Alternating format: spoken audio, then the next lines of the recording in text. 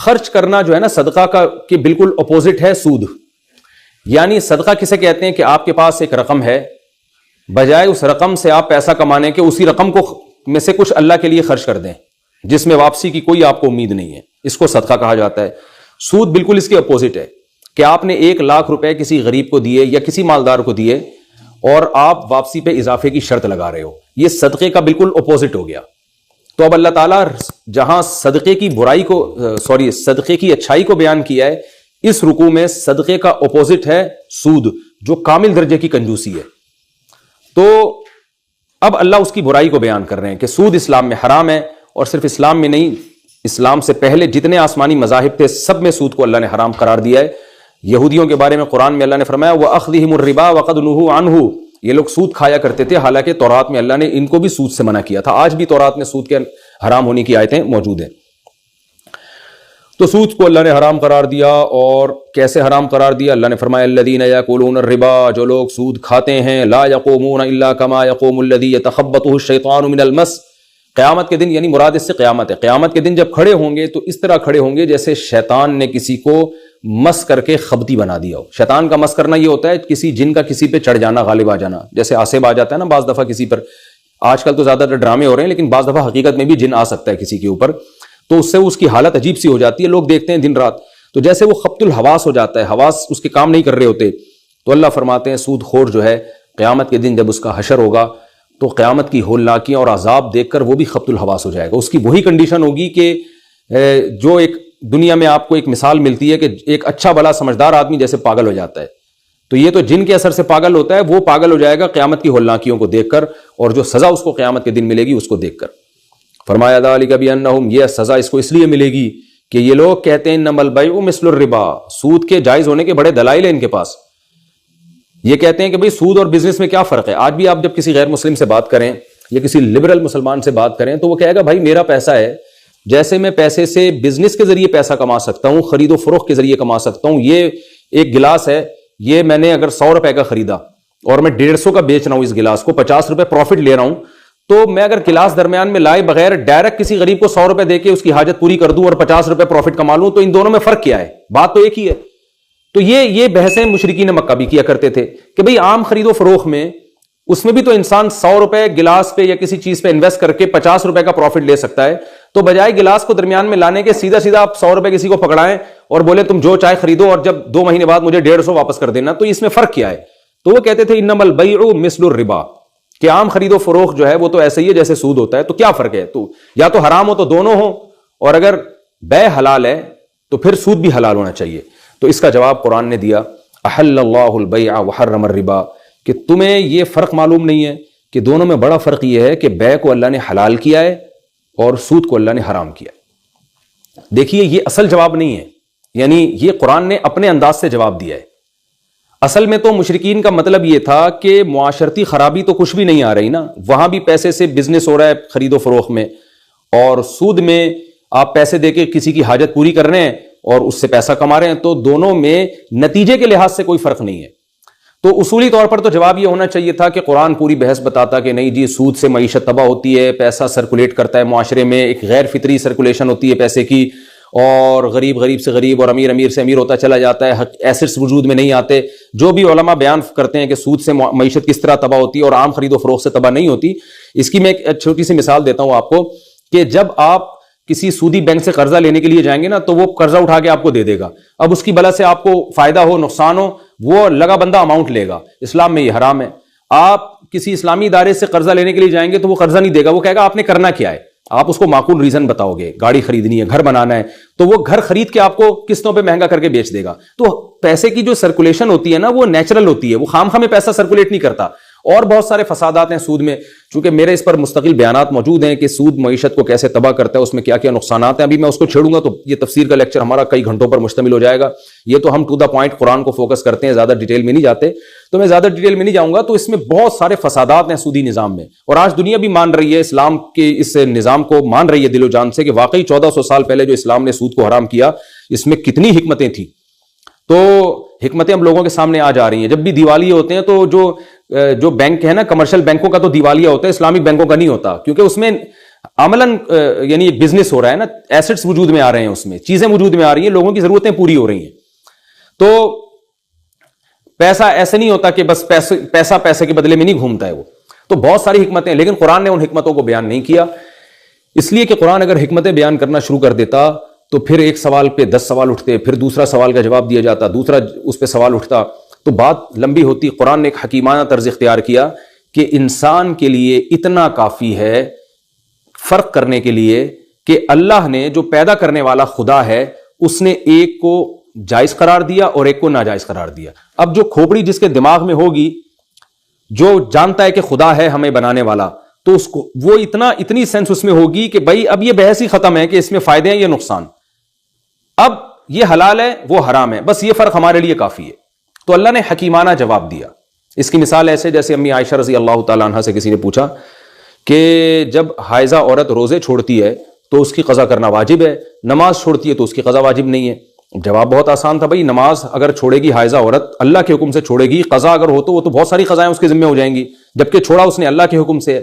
تو اب اللہ اس کے لیے آسانی کا معاملہ پیدا کر رہا ہے, جبکہ روزے اتنے جمع نہیں ہوتے اور پورا سال ہے ان کے لیے رکھنے کے لیے. تو جواب بہت آسان تھا, لیکن امی عائشہ نے یہ جواب نہیں دیا, کیونکہ امی عائشہ نے یہ سوچا کہ اگر اس کو فلسفیانہ جواب دیا جائے تو فلسفیانہ جواب ہر ایک کی سمجھ میں نہیں آتا. تو امی عائشہ نے کیا جواب دیا کہ بھائی نبی نے ہمیں یہی حکم دیا ہے کہ حائضہ عورت جو نمازیں چھوڑے گی وہ اس کی قضا اس پر واجب نہیں ہے, روزے چھوڑے گی تو اس کی قضا اس پر واجب ہے, بس نبی نے یوں کہا ہے تو ہم اس لیے ایسا کرتے ہیں. تو بعض دفعہ اس طرز میں جواب دیا جاتا ہے. تو قرآن کا بالکل یہی طرز ہے کہ مشرکین مکہ کہتے تھے کہ بھائی خرید و فروخت اور سود میں کیا فرق ہے, وہاں بھی پیسے سے پیسہ کمایا جا رہا ہے, یہاں بھی کمایا جا رہا ہے. تو اللہ نے فرمایا یہ فرق ہے کہ احل اللہ البیع,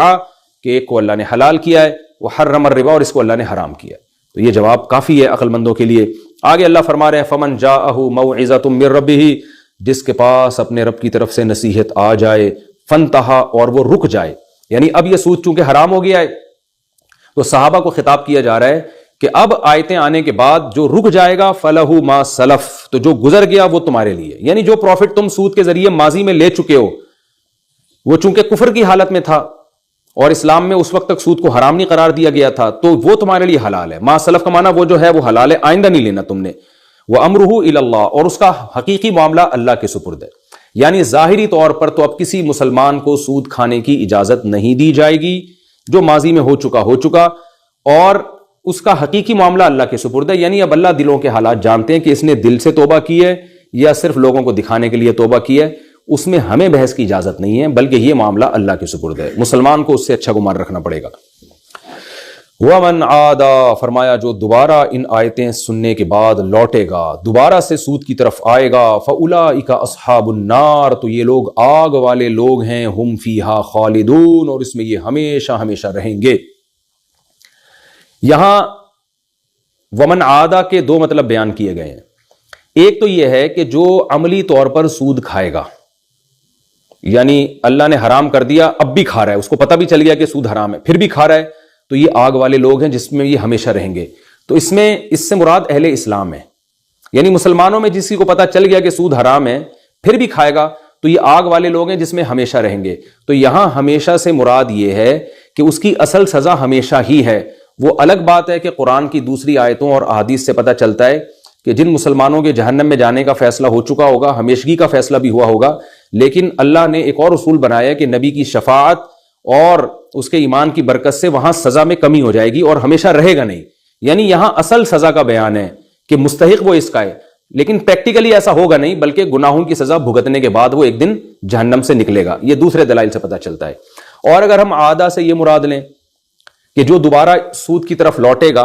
اور وہ ہمیشہ جہنم میں رہے گا, یعنی ہمیشہ کو اپنے اصل معنی پر رکھیں کہ واقعی رہے گا, تو اس سے مراد وہ لوٹنا ہے کہ جو سود کو حلال سمجھ کے کھانا شروع کر دے اور وہی دلائل اپنے فلسفیانہ دلائل دینا شروع کر دے کہ جب یہ ہم پیسوں سے عام بزنس کر سکتے ہیں, 100 روپے کا گلاس خرید کے میں 150 کا دے سکتا ہوں, تو ڈائریکٹ 100 پہ 150 نفع سامنے والے سے کیوں نہیں اٹھا سکتا. جو اس قسم کے دلائل دے کے سود کو حلال کرے گا تو یہ چونکہ کفر ہے, کیونکہ اللہ نے جب ایک چیز کو حرام کر دیا اور آپ اس کا انکار کر رہے ہو تو آپ تو اسلام سے خارج ہو گئے. تو ایسے لوگ پھر ہمیشہ واقعی ہمیشہ جہنم میں رہیں گے. تو بہرحال دونوں کی برائی اس میں بیان کی ہے,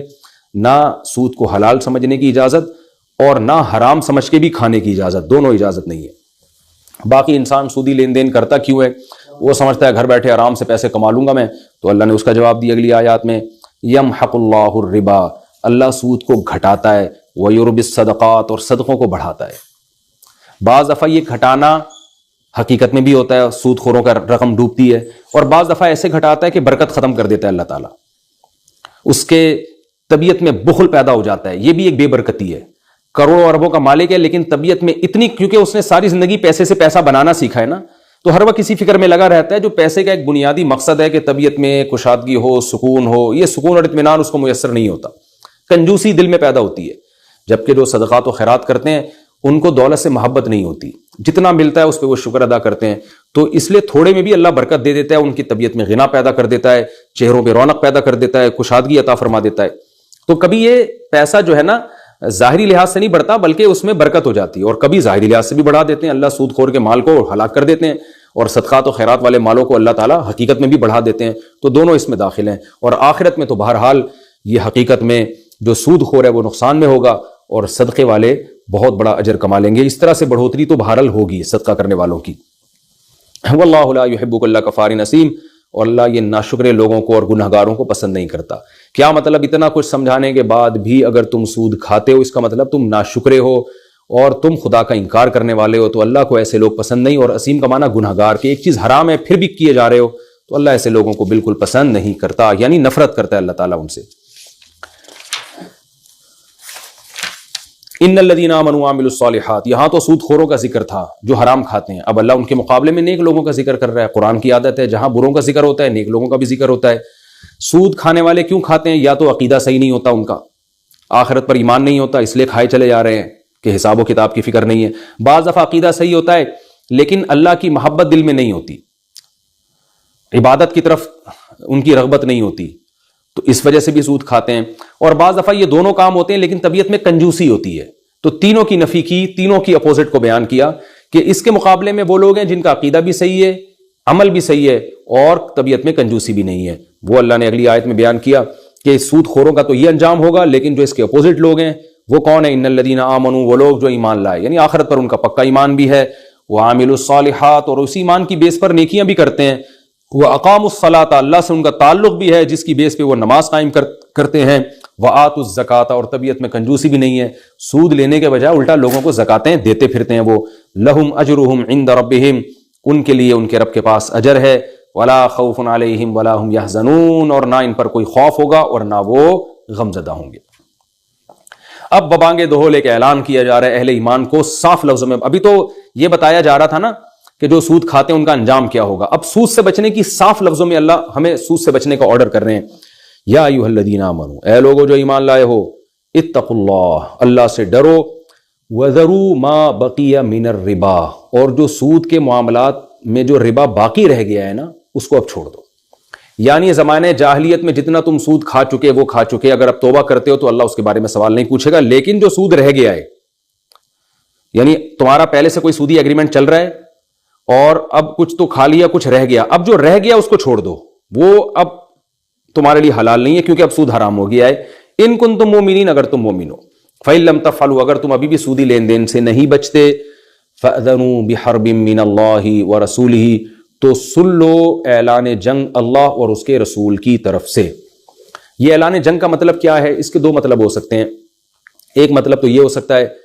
کہ آپ جس کے خلاف اعلان جنگ کرتے ہیں نا، تو اس کا مطلب یہ ہوتا ہے اب اس کی ہر چیز آپ کے لیے حلال ہے، اس کو جتنا نقصان پہنچا سکتے ہیں پہنچائیں۔ جیسے دو ملکوں کی فوجیں آمنے سامنے لڑائی کے لیے کھڑی ہوں اور جنگ کا اعلان ہو جائے، تو پھر اس میں یہ نہیں دیکھا جاتا کہ لڑنا بہت ہی تمیز سے ہے اور بہت ہی اخلاق کے دائرے میں، بلکہ پھر تو بھائی ٹینک چڑھاؤ، توپیں چڑھاؤ، میزائل سے مارو، جس طرح بھی دشمن کو شکست دے سکتے ہو دو۔ تو ایک مطلب تو اس کا یہ ہو سکتا ہے کہ اللہ اس کے رسول کا تمہارے خلاف اعلان جنگ ہے، یعنی اب اللہ سے خیر اور اس کے رسول سے خیر کی توقعات مت رکھو، رسول کی زندگی میں یہ کام کرو گے تو رسول کا اعلان جنگ، ورنہ اللہ تو ہمیشہ رہے گا، تو پھر سود خور کو اللہ نہیں پنپنے دے گا۔ یعنی بس اگر اس کو کوئی فائدے بھی پہنچائے جا رہے ہیں نا، تو یہ ایسے ہی جیسے جنگ میں بعض دفعہ دھوکہ دینے کے لیے کسی کو فائدہ پہنچا دیا جاتا ہے تاکہ وہ خوش فہمی میں مبتلا ہو، لیکن اس کو پھر پکڑ لیا جائے، گرفتار کر لیا جائے۔ اور ایک دوسرا مطلب اس کا بیان کیا گیا جو راجح ہے، جو بیان القرآن میں حضرت حکیم الامہ نے اختیار کیا ہے، وہ مطلب یہ ہے کہ اسلام میں سود اتنا بڑا جرم ہے کہ اگر کوئی قوم من حیث القوم سود کھانے لگے تو خلیفہ وقت پر لازم ہے کہ اس کے خلاف باقاعدہ ایسے ہی جنگ کرے جیسے میدان جنگ میں کسی دوسرے ملک کی فوج سے لڑائی کی جاتی ہے، یعنی اس کے خلاف اسی طرح جہاد کیا جائے گا، یعنی باغیوں کے حکم میں آ جائے گا وہ۔ تو اگر فرد واحد سود کھا رہا ہے تو حکومت اس کو پکڑ کے گرفتار کرے گی، اور اگر کوئی قبیلہ اور کوئی جماعت مسلمانوں کی سود میں مبتلا ہے تو پھر اللہ اس کے رسول، یعنی اللہ کا ذکر تو ایک برکت کے لیے کیا، مراد یہ کہ رسول جو خلیفہ ہیں وہ تمہارے خلاف پھر تلوار اٹھائیں گے۔ تو یعنی یہ ڈرا دیا گیا عرب کے قبائل کو کہ اب بھی کوئی قبیلہ اگر سودی لین دین نہیں چھوڑے گا تو ہم اپنے نبی کو یہ پرمیشن دے رہے ہیں کہ وہ صحابہ کی فوج لے کے آپ پہ حملہ کریں اور اسی طرح آپ سے لڑیں جیسے کافروں سے، غیر مسلموں سے باقاعدہ جہاد کیا جاتا ہے۔ یعنی اس میں آپ کے پاس آپشن نہیں ہے کہ کھاؤ تو ٹھیک ہے، توبہ کر دو تو بھی ٹھیک ہے، یہ تمہارا اور اللہ کا معاملہ ہے، اگر سود کھاؤ گے تو کوئی بات نہیں، قیامت میں اللہ خود ہی انتقام لے لے گا۔ نہ نہ نہ نہ، نبی کو حکم دیا جا رہا ہے کہ آپ نے جنگ کرنی ہے ان کے خلاف، اس کی آپ کو یعنی پبلک کو اجازت نہیں دی جائے گی۔ تو یہ اتنا بڑا جرم ہے کہ اس میں یعنی حاکم وقت تلوار اٹھا کے زبردستی آپ کو سود سے بچنے پر مجبور کرے گا۔ وَإِن تُبْتُمْ، اور اگر تم توبہ کر لو، فَلَكُمْ رُؤُوسُ أَمْوَالِكُمْ، تو پھر تمہارے لیے تمہارے مال کے رؤوس ہے، جس کو فقہ کی اصطلاح میں رأس المال کہا جاتا ہے۔ رأس المال کہتے ہیں اصل مال کو، یعنی اصل جو آپ کی انویسٹمنٹ تھی وہ رأس المال کہلاتا ہے، اس سے جو اضافی ہے وہ پروفٹ کہلاتا ہے۔ تو پروفٹ کبھی حلال ہوتا ہے کبھی حرام ہوتا ہے، جو حلال پروفٹ ہے اس کو نفع کہتے ہیں، اور جو سود کے ذریعے اضافی ہے اس پروفٹ کو سود کہا جاتا ہے۔ تو رأس المال وہ رقم جو اصل ہو۔ تو اللہ نے فرمایا وَإِن تُبْتُمْ، اگر تم توبہ کر لیتے ہو، فَلَكُمْ رُؤُوسُ أَمْوَالِكُمْ، تو تمہارے لیے تمہارے رؤوس جمع ہے، یعنی جتنے تم نے انویسٹمنٹ کی ہوئی ہے اس سب کے اصل رقم تم لے سکتے ہو۔ لا تظلمون ولا تظلمون، نہ تم کسی پر ظلم کرو گے نہ تم پر ظلم کیا جائے گا۔ کیا مطلب کہ اگر تم اضافی نفع اس غریب سے یا کسی قرض دینے جس کو قرضہ دیا اس سے جو اضافی نفع لے رہے ہو تو یہ اس پر ظلم ہے، اور اگر ہم تمہیں یہ حکم دیتے کہ تم نے جب سود سے توبہ کیا تو اپنی اصل رقم بھی نہیں لے سکتے تو یہ تم پر ظلم ہوتا، کیونکہ اصل تو تمہاری ہے۔ تو اس لیے ایک اصول اور ضابطہ بیان کر دیا کہ نہ تم نے ظلم کرنا ہے اور نہ تم پر ظلم کیا جائے گا۔ وَإِن كَانَ ذُو عُسْرَةٍ فَنَظِرَةٌ إِلَىٰ مَيْسَرَةٍ، اب اللہ نے بتایا جو اصل رأس المال ہے نا، جو اصل تمہاری رقم تھی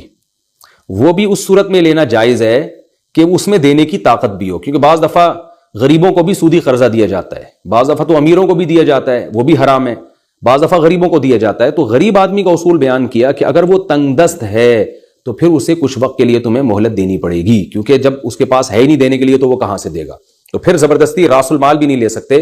یہ اس لیے بتایا کہ اب اس آیت کو سن کے ایسا نہ ہو کہ کوئی شخص یہ کہے کہ اصل میرا جو مال ہے وہ تو حلال ہے، تو اب غریب کے جا کے سر پہ کھڑے ہو گئے، اس کے پاس ہے ہی نہیں کہاں سے دے گا، اب اس کو مارنا پیٹنا شروع کر دیا۔ تو اس لیے اللہ نے فرمایا اصل مال حلال ہے بشرطے کہ اس میں تمہاری اصل رقم دینے کی طاقت ہو۔ اگر وہ غریب ہے تو پھر تم پر لازم ہے کہ اس کو مہلت دو، اور اگر تم تصدقو، صدقہ ہی کر دو، یعنی چھوڑ دو وہ رقم کہ چلو یار میں نے معاف کر دیا،